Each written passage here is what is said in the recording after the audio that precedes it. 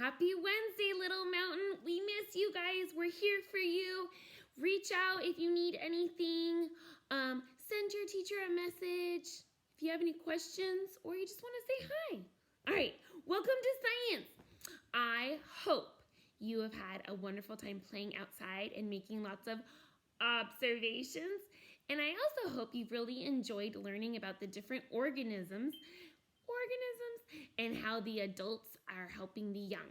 Here's some fun facts that I learned that I'd love to share with you. Like, we are the Little Mountain Lions. So lions are the only big cats that have a mane. And if we remember, a mane is for the boys. Girls, we don't have one. A lion's roar can be heard from 5 miles away. Whew, it really travels. Okay, and also when lions eat, they could eat up to 60 pounds of food in one meal. Ooh, they are certainly hungry. I also learned about a sloth. Think of Zootopia, right? Now, sloths spend most of their lives, their whole lives, hanging in trees in the rainforest. That's why they're pretty slow. They don't really do a whole lot. But sloths come in either 2-toed sloths or 3-toed sloths. I also learned about leopard seals. Aren't they cute? Now, leopard seals are some of the few earless seals. Like, they don't have any ears, but they can weigh up to 800 pounds, and they live around around Antarctica, and their predator is the killer whale, which is also known as a orca whale. Now, orca whales, they have teeth. Some whales don't. And they don't have any predators. Like, nobody is coming after this guy because he is fierce and so big. And last, I learned about an octopus. Now I'm thinking Finding Dory, Hank, right?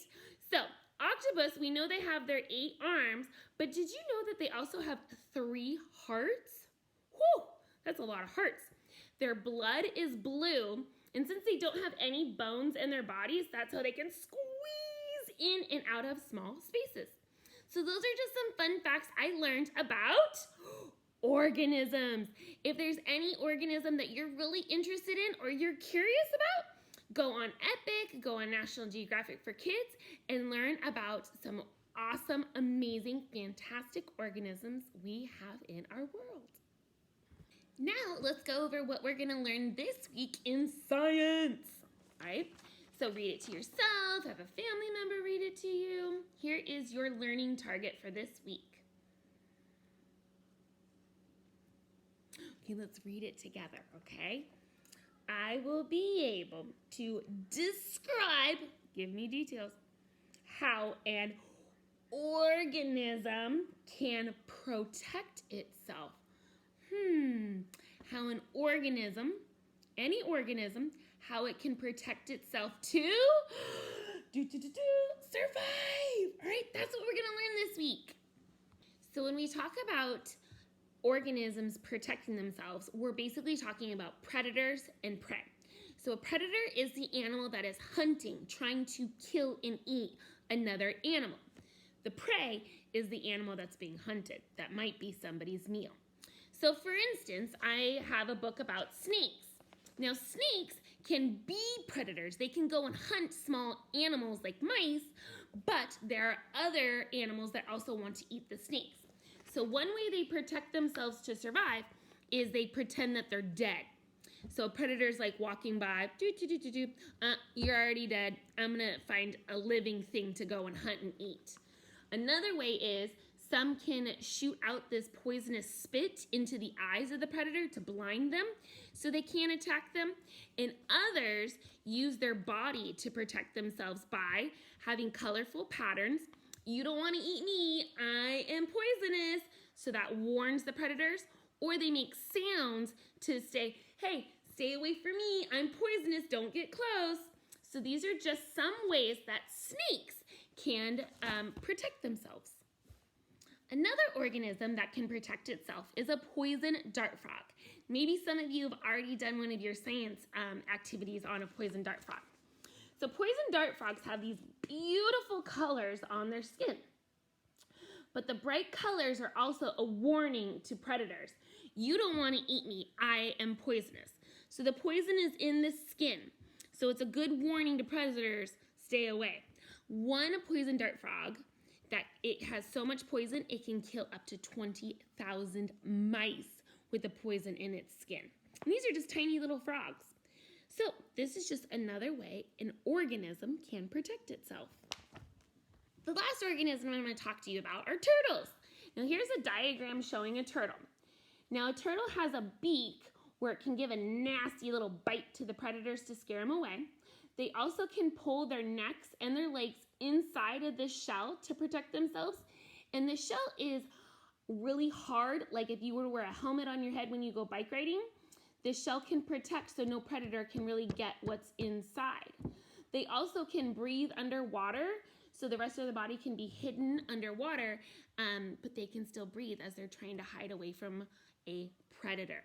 So remember, all of these organisms have ways to protect themselves to stay safe so that they can survive. So let's revisit our target for this week. In science, your learning target is, I will be able to describe how an organism can protect itself. So you get to choose any organism you want, and you're going to find ways that it can defend itself, protect itself to survive. I have an idea for you. Just go on Epic. You do not need to look up a collection. Just type in at the top ocean animals and look at all the different organisms that you could learn more about. See if anything really seems interesting to you. Or type in desert animals and see if there's anything that seems interesting to you. What are you fascinated by? Do you want to learn about Gila monsters? Do you want to learn about roadrunners? It is totally up to you. Once you've read about your organism, I would like you to collect 2 facts, 2 ways that your organism can protect itself in order to survive. So 2 ways it can protect itself to survive. Collect those facts, and then I'll show you what you're gonna do. So this week, instead of writing our facts down in a journal, let's do an art project. Make our own diagram. So have an adult help you find a step-by-step on how to draw your organism. I found mine on a stingray, and it took me about 6 minutes to draw it. Then I used the art supplies we have around the house. I used colored pencils, maybe you have crayons or markers, and I used watercolor for the background. So, have an adult help you find a step-by-step drawing of your organism, make it 5 cube, and then I just put down my facts on the art project. So, my facts were, a stingray's spine has many sharp points that hold poison. They will sting people or fish if they feel threatened. That's why I labeled here's its tail, here's its spine. I also found out that some stingrays can blend into the ocean floor to hide from sharks, which are their predators. So some stingrays can camouflage. Those were my 2 facts on how stingrays can protect themselves in order to survive. So, have fun doing your art project, learn lots about your organism, maybe do a couple of these if you want, but make sure it's 5Q, okay? Just try your best, that's all that we ask for. So, 2 facts on how they defend themselves, make it into an art project instead this week. All right, have fun, boys and girls, we miss you.